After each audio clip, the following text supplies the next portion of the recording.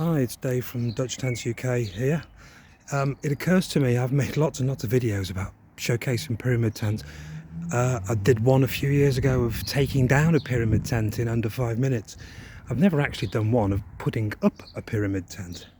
So this is a video on putting up a pyramid tent. This applies to all pyramid tents, whether they're a single king pole or a twin, because the method is the same.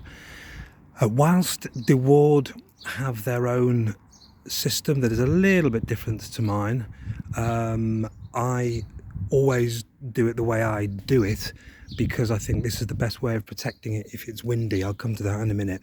So before we start, what you can see is just a big sheet of canvas held up. Looks like a football goal, doesn't it? On the floor we've got scattered around the various tent poles. This particular tent is a big 6-berth ESVO two-poler. So there's the twin king poles. This tent's got roof bars and all sorts in it, so we'll come to that. So how do we put it out? First thing we do, we get it out the bag, we roll the tent out, and then we peg the ground sheet out. So there's another pegging point there. Now there are lots of pegging points all around the tent. You see there's another one there, not got a peg in it. When I peg them out, I do the 4 corners, and then I will do one in the middle over there, and then I do the middle here. And only if I think I'm going to be getting rough weather, I'll start to put the rest of the pegs in. So this is very, very easy. Once you've rolled it out, it takes you really, half a minute to put those pegs in. Then we get to this point. So the first thing to do is to take one awning pole, put the guy rope on, put it through its hole, peg it out, and then go and do the second one. When you do all that, they'll be flopping everywhere. We just adjust the guy ropes to get this sort of football goal look. Now the reason why I do it this way, and a lot of people do, is because it lifts the front of the porch. If you've got a tent like this which has a really big porch on it, which this one does, things like Rebutas and the DeWitt Atlantas and Randstads, all those sorts of tents, you want to get that awning, that porch out of your way, and you want to access the door. So we can see the door down there. So what I'm going to do is I'm going to go on my hands and knees and I'm just going to unzip the door. I'm going to do the zippers across the bottom, and I'm going to do the big zip there. Then I'm going to take the king poles in and I'm going to shove those in. Then I'm going to come back and do the door poles. So once we unzip the door, so door unzipped, we now have our 2 king poles. So what we've done now is gone in with 1 king pole. If you've got a normal single pole pyramid tent, that's all you're going to do. On this one we have another twin king pole, and I'm going to put that in. This tent has a crossbar that goes along the top. What I'm going to do is I'm going to put the second king pole in, and then see at the angle they're slanted.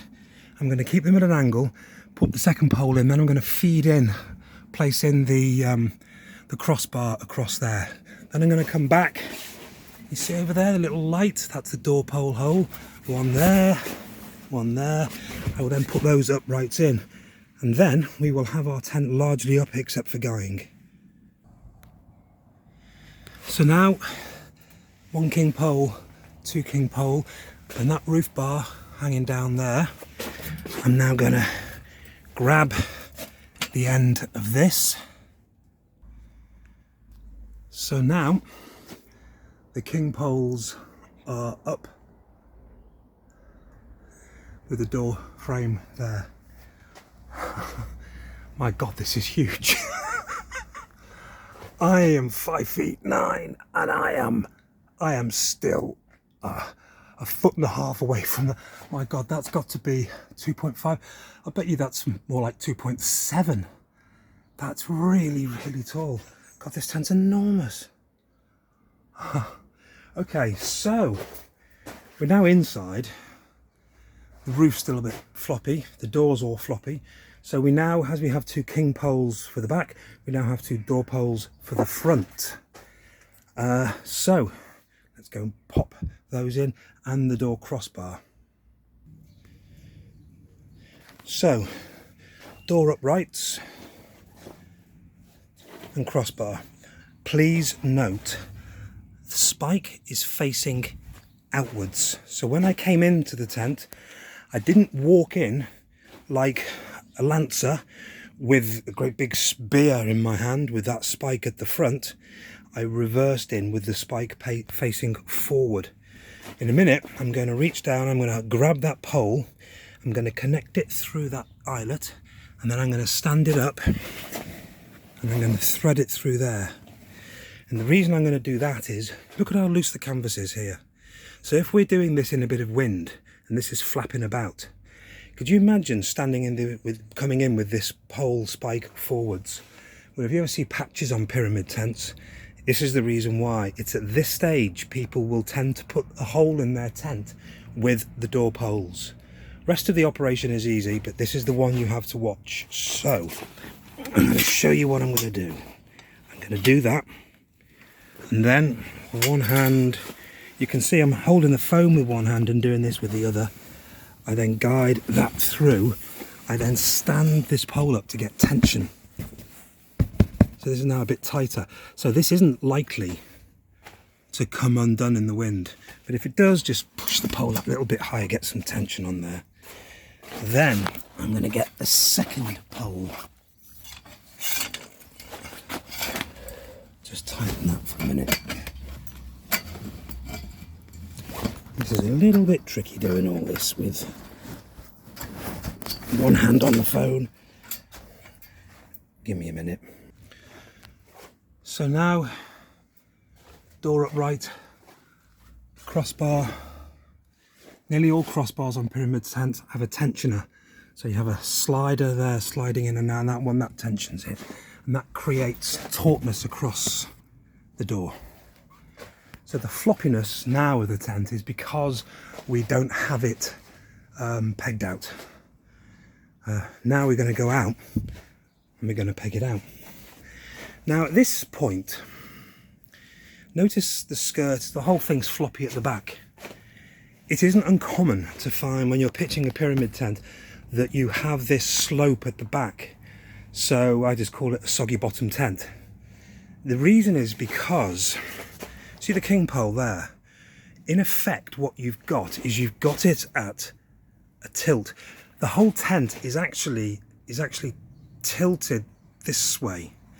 So you can only spot this problem when it's tensioned, and the way to get round it is you slack off all the guy ropes. You go to the front of the tent. I'll take you to the front. You go to the front, you take your porch pole, you simply just pull it forward. And as you do, you can see how the tent is getting tension here. And when you do that, it will lift the back of the tent. If I put the camera, can you see through the door? I don't know if you can actually see. Like a concertina, the back of the tent is coming up. And then you go round and you re-tension. I can already feel that my front guy ropes are much too loose. So I'm going to go and reposition them in. Look at the pole there, it's all floppy. So let's stand that up. See, it's just flopping about a bit. So I'm just going to put a whole load of more tension. So I've just retensioned that guy rope. Actually, what I've done is I've removed the peg and I've extended the guy rope out so it's longer. So that angle isn't so great. So I've got a wider angle. You see this one? That's all floppy. So if we put tension on it, the tent comes up, stand the pole. This is the thing with pyramid tents. You just play around with tension till you get it right. Now, see our porch? Much better. Easy to do. All we've got to do now is go and guy out. But you can see the floppiness there on the roof. This will all go when we've tensioned with the guys around the tent. On this tent there's quite a few of them because it's a very, very big tent. You can already see it's a bloody beauty. Look at the size of this porch. Jesus, look how deep that is. My God, that's deeper than a Vibuta or a DeWitt. That's deep. Well done, ESVO. Ching ching, old boys. Aha! Now we did have a pole there. I've been wondering what that's for. I've just found a pole thing. So on this tent, we have got a tension pole to go across this awning to make it really tight. And the reason we've got that, and the reason we've got this Velcro down here, well, we'll come to that in a minute. But you'll like one of the extras that this tent has got. Okay, so I'm now going to go and guy out. I'm going to just go and find my bag of pegs. Here we've got the inner tents for it. Okay. Bag of pegs, get a nice ground anchor. Now I always start with the middle. So this is the back of the tent and it's the middle guy rope, and you can see I'm pulling it up. Now unfortunately the ground sheet peg has come out, so I'm going to redo that. Now at this stage, can you see how the ground sheet's all gathered up? I don't have sufficient tension, so I'm now going to go and unpeg that, and I'm going to pull that tighter to make all that taut. Now I've got 3 guy ropes done. I've done the corners because I want to see if the corners are soggy, if they're low. I think I've got this one okay. Now to save time pitching, I'm now going to crisscross these guy ropes. I'm going to put 1 peg per 2 guy ropes just to save time pitching. So that took me just under a minute to do. It's all loose, don't worry about it. Just get the guy ropes out, get the pegs in. See this one, we just come back and we tension later. And as we go round, we'll start to pull it tight and pull the creases out. So just fire the guy ropes in, get them in a nice neat line, then come back and retension later. Don't bother about tension at this stage. But you can see already that it's hardly pegged out and we're already getting quite a shape. God, this is big. Christ, look at the size of that. This is Christ, this is as big as a Deward Vergroot Silvermew, although nowhere near as heavy. Look at this. Canvas is neat as well. There's a few marks on it, user traces, as you'd expect, but blimey, the scale of this thing. This is a big family pyramid tent, and it's bloody lovely. Oh, it's an ESVO, I should have said. Always pleased to have an ESVO. To me, that is always a comforting sign. Look at that, mate. So you've got webbing around there, you've got reinforced eyelets, lots of little tie points. ESVO always have these clips. Look at that. They're not as heavy grade as the Wards, but you kind of have to think to yourself, how often do you really need a full bore storm tent? I mean, seriously, when this is pitched out, this will take the weather. I guarantee you that. Perhaps not in the same way that maybe a Vergroot Silvermew will, but still, if you are perched in a cliff top somewhere in Pembrokeshire and it's a bit windy and blowy, you will not be disappointed of being inside this thing. It's probably not quite as aerodynamic as some of the big Dewards, but as we see when I get it pegged out properly and I come back and show you, it will you'll see how good it is. Let's come back in a minute. Okay, now it's all fully pegged out. Note with the pyramid tent, the 1 guy rope that isn't in line is the front, because we don't want this to be loose, we want this to be pulled forward. So put your guy rope at an angle. Typically, you always want the guy rope in line with the seam. You can see this one comes off at an angle. That's because I put 2 to 1. But you can see it's a perfectly good pitch. Little low at the back, but not too bad. So all the way round.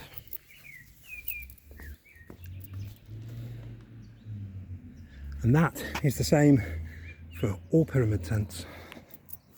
I mean, obviously, if you're lucky to have something like an ESVO Bedouin, where you've got about 5 or 6 pegging points, then you don't need to do all of that. The reality is, for most summer camping in the UK, you could do every other one. In fact, I think with this tent, because you've got a seam there and a seam there, and we've got 1, 2, 3, 4 guy ropes, I reckon you could leave out the 2 and just do the ones on the seam. Always peg out the seam, ones on the seam, because that's where the tent's strength is. Now, finally for this ESVO, I said I had something else to show you for the front. So, ta-da! Look at that. We have a second door. So we've got this monstrous, this is enormous. Look at the size of the porch area. The distance between that pole and that pole. It's almost as big as the living area inside the tent from that pole to the king poles. God, this is a big, look at that.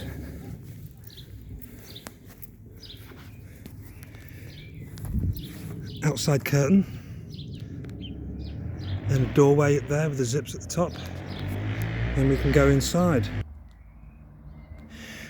Quick tip for when you're rolling up any door on a pyramid tent, or in this case a curtain over a window, fold it like this first and then start rolling from here. Makes it far easier to get this straight when we tie it up there. So we get this nice sort of sausage at the top, nice and easy. Gauze there, plastic window at the bottom. So this ESVO has this enormous deep porch, then has a second front door, and then the tent's main door here. See if I can pan out. So main door, porch, second door on the front. If you've got kids and it's a crappy day, this is just brilliant. There's pegging points at the bottom. You can see it's a bit flappy in the wind. Put some rubbers on there, peg that out, it'll make it nice and secure. You've now got a nice big space. It's also good when you go out for the day and you can leave everything in here. So let's open this up and have a better look. Kind of owe you an apology at this stage, don't I? I mean, I did tell you this was a video on how to pitch a pyramid tent, and I seem to have morphed it into a showcasing video of this big ESVO. But it's bloody brilliant. Sorry about that, but I get a bit carried away sometimes. So, that's the inside. I mean, let's be honest, DJ at the back, you can have a whole disco in there. This is a big space. It's 4 meters across and 4 meters deep. So once the inners go in, you will comfortably sleep 3 on that side and 3 on that side. At this stage, how do you put the inners in when you've got the king poles up there and you're not 9 feet tall to reach them? You effectively just grab the king pole and just bring it forward. Let the tent go floppy, and then you can reach the roof. Once you're done, you stand the king pole back up vertical like that one, no problem. You can do that with any pole once the tent is pitched, and it'll just go back to the tautness that it was. I'll show you. I'll just put that back, and now it's beautifully pitched again. So I've managed to get the corners good so it's not saggy. Well, actually, I say that. See the side wall there, and as we pan round, a little bit lower at the back. So as I've told you how to adjust that, back off all the guy ropes, come forward, grab the front pole and pull, and then put more tension on the front big long guy rope, then go back and retension, and it'll work on every tent. Some tents seem to be more prone to this. I don't know why. I found that the Rebuta range, the Stormvogels and the Spewers and stuff seem to be susceptible to this, and a lot of ESVOs as well. Don't really know why. It's just a pitching thing. I've been pitching pyramid tents for years and years and years, and as you can see, I still don't do it perfectly every time. But you know what? It doesn't bloody matter. Because this thing's up and nice and taut. And if you want more tension, just go and tighten the guy ropes again. But the space inside here is just absolutely fantastic. The main tent is big, and we have this enormous big covered porch. It's just fantastic. Comfortably get a table and 4 or 5 chairs there. In fact, in the whole area, you'd get a table and 6 chairs if the weather's crappy. If the weather's nice, take the door off. It's supported, by the way, by an adjustable pole. So the pole sits over the door, the porch poles. So all you need to do is back off the guys, drop the pole down, lift this upwards off, and then unthread this, put this back in for tension, and away you go.